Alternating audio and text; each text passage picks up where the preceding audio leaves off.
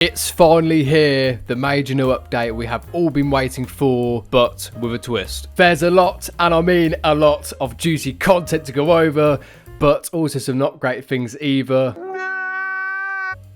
So grab a drink, in my case it's a Liberty, always a lovely jubbly Liberty, so let's dive right into the video. I'm not going to go over every little detail, but I will go over the main changes within this update. PvE game, yet all we seem to have at the moment is nerfs, yeah, good old nerfs. To start things off, Arrowhead released this on Steam. Freedoms, greetings, Helldivers. We have a lot to cover in this democratic update, so without further ado, here are the patch notes. Overview, difficulty level 10, super Helldive, new mission objectives, bigger enemy outposts, new bugs and bots, new environmental hazards, new swamp world, crash fixes, social menu fixes, balance work, miscellaneous fixes. Yes, a hell of a lot, as I said. If you didn't know, guys, you could actually claim a free armor set if you tuned into the live stream, but there's always some sort of twist, and the twist was you couldn't actually claim it unless you was on Steam. So yeah, that was out the window for PlayStation players,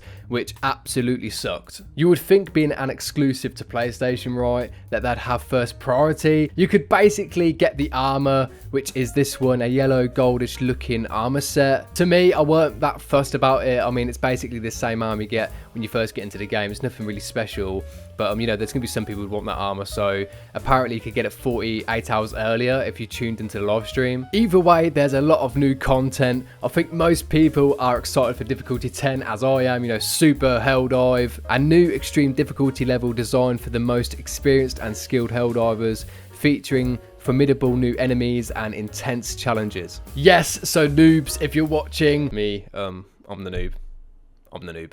Don't attempt this one with your friends, otherwise you're going to end up probably crying for your life when a big impaler slaps you across the galaxy. Honestly, the impaler is insane, guys. It's literally insane. You don't want to mess with the impaler on your own. You just can't run away from it, and it will just literally just send you flying. It literally will send you flying. New mission objectives. Yes, 2 new secondary objectives will soon be active on a planet near you.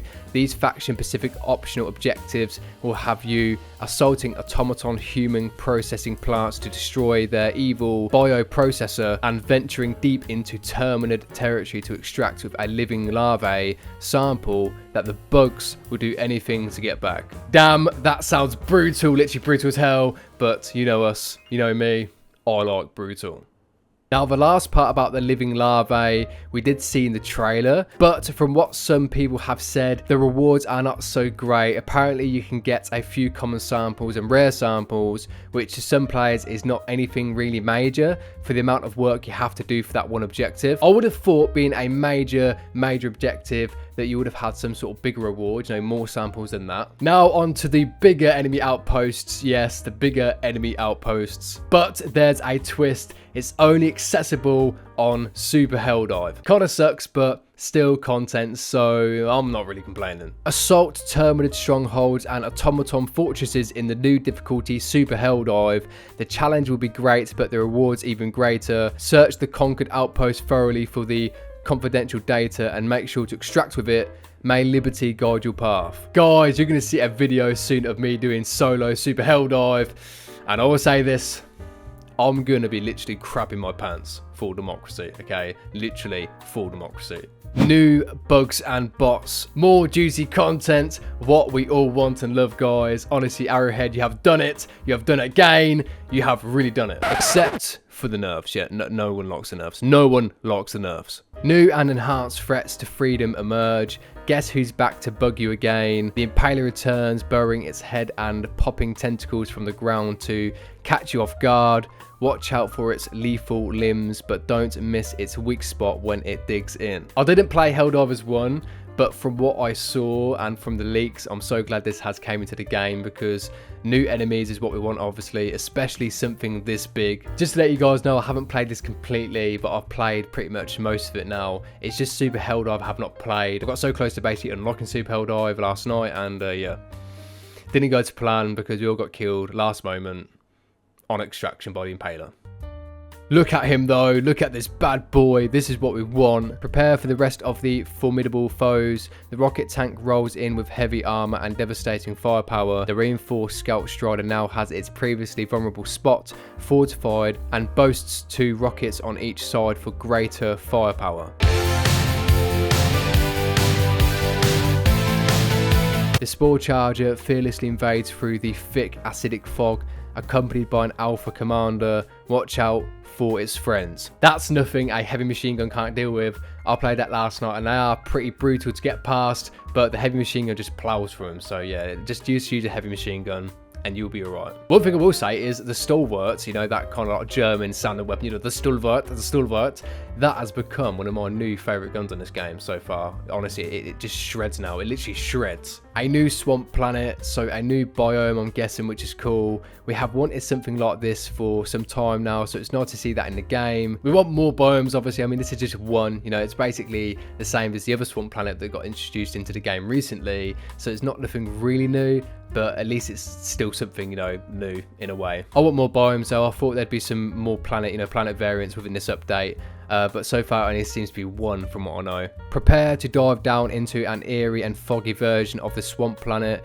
Keep your wits about you and do not let fear take hold. New environmental hazards. Acid storms temporarily lower armor and enemies for the player. Make use of this but stay on high alert, Helldivers. Honestly, when I was playing the other day on that swamp planet, an acidic charger came out of nowhere. Yeah, it was like a horror game.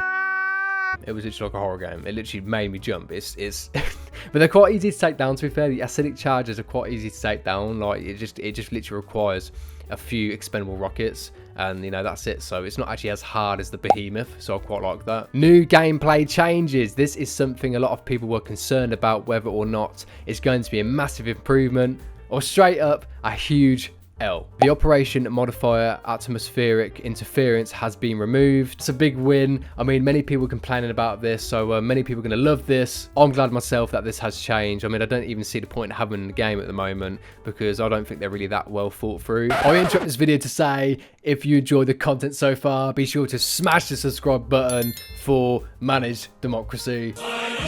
No, not managed communism. Go away, Vlad. No one wants you here, Vlad. Go away. Yeah, go away. And you may save a child from automaton butchery. This new update is tough. It literally is tough. Additionally, for the automatons, we added the modifier poor intel, which makes objectives on the map to get a search radius, just like the most eliminate objectives already has. Corrosive acid planets no longer have the intense heat environmental modifier. Gunship patrols are now less frequent and the amount of ships are reduced. We covered this in the previous video, so I'm glad they have actually adjusted this because it was straight up hell. And when I say hell, it was literally hell. The amount of enemy ships that actually spawn solo, especially, yeah, it's just you can't get out of that one. The minute obviously they just spawn, you know, it's just an endless loop, thrown around like a ragdoll. So I'm glad they've actually improved that. Gunship engines are less durable now. Now I actually thought the gunships were quite easy to kill anyway with most stratagems, but with some like the railgun, it just absolutely sucked. Improved armory weapon preview controls, updated orders UI.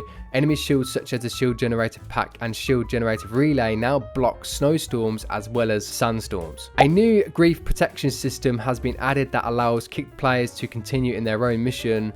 This allows players to complete the mission and gets full rewards despite being kicked. This is literally a huge one, guys. Honestly, so many people were getting so annoyed with being kicked and obviously losing all their progress and all their samples they've collected. So this is a big win. Honestly, this is a massive win. The griefers can now do one for Managed Democracy. So this one here is mostly fixes. I'm not going to go over all of them, but I will put it on screen in case you want to read any of it. But most of it is literally just crashes and fixes. Now the main part of this video, which is obviously the nerfs, the balancing changes. This has divided a lot of people, including myself. The update is a hate-love relationship at the moment. It really is. Like I said before about the expendable rockets, I haven't seen anything about them being changed, but it used to be about 2 rockets to the face of a Bile Titan to take it down, and now it's around 4.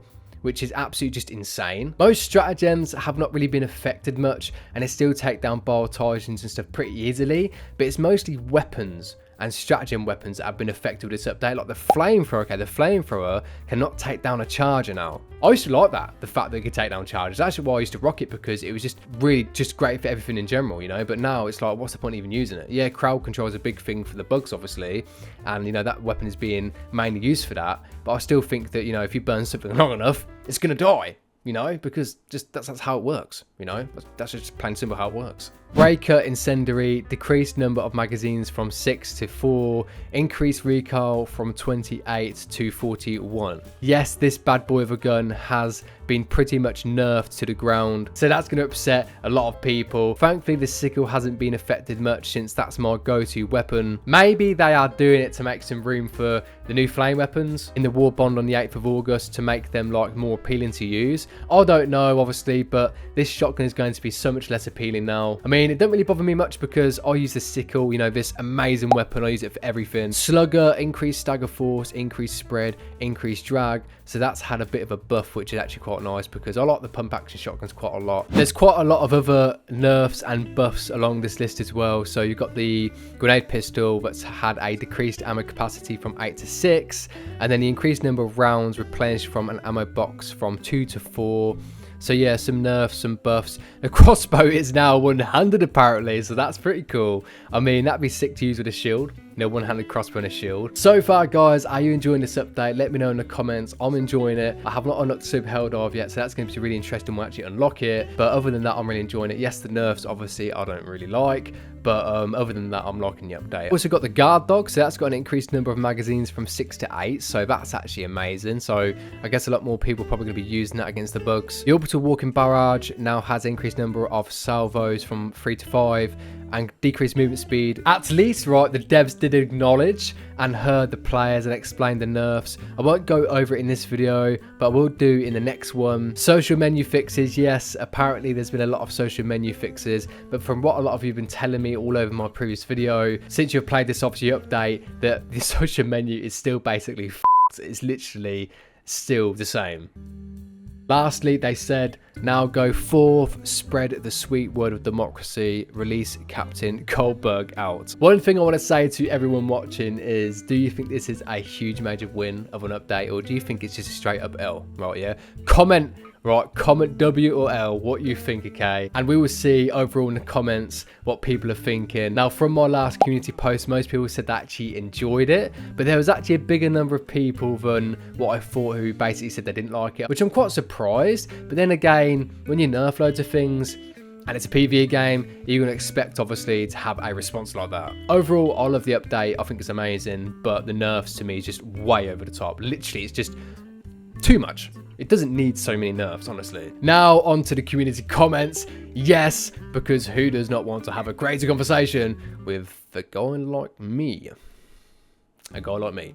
So Com54321 says, a Pelican you could control like an AC-130 would be dope as fuck. Yeah, I agree. I think if you could have a stratagem or something you could cool down, and then the whole team gets in it, and you go about the map just basically shooting everything and just obliterating everything, I think that'd be absolutely sick, and I would love that so much. I would love it. I think that's a great stratagem. I think it'd have to be something that actually you cool down and get into, not like on Call of Duty where you just basically open up a laptop and then you get killed and that's it. Like, you can still control the AC-130 until you spawn. Montague says, I think the flying vehicle is going to be some kind of drone. Now, regardless if it's a drone or not, if it's still something I can fly and use, you know, I like it either way, okay? You know, I just want something that can fly. Even if it's like a drone that explodes, that'd be sick. User-YV3ZH8Z C10, that took some time, but we got there in the end, said, oh my god, the Illuminate making us think a fellow Helldiver is an Illuminate. That would be crazy. Now, that would be crazy, and I know there's going to be hallucinogenic effects, obviously, with